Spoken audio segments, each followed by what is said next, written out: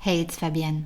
Sometimes over the course of your business, you will get some pretty harsh criticism. Maybe it's online. Maybe it's a person who got a program of yours or product of yours and is saying some pretty nasty stuff.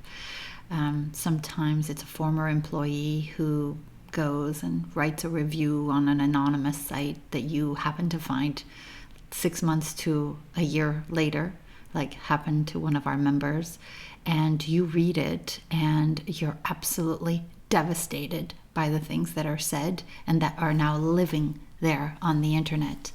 And after the shock of reading the words, the whole thing 3, 4, 5, 10 times and practically memorizing it, and feeling gutted with what was said, how do you move past that? How do you move past the criticism that you believe is unfair and not true? And how do you deal with the fact that it lives there on the internet? When I speak to my clients and our members about this, I have them do a process that has them seek out what part of what was said is true, even if it's a needle in the haystack. And the reason for that is we're looking for the learning. What I've often noticed is that in every joke or criticism, there is usually a tiny bit of truth. It doesn't have to be a big truth, just a little tiny bit. So we're looking for, in, let's say, the paragraph or the comment, what is it that I can own here? Is there something that I didn't do well through no fault of my own or without realizing it? What is it that I could have done better?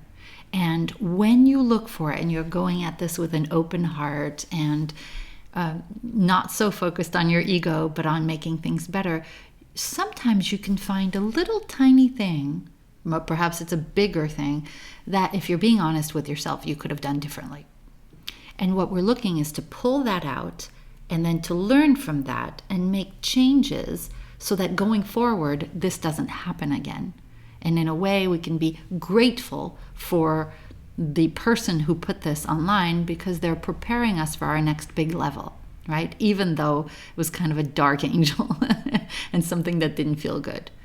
But once you take the truth out and you have the rest of the things that they said, and if none of them are actually true, then it's the equivalent of them saying to you, "You have blue hair."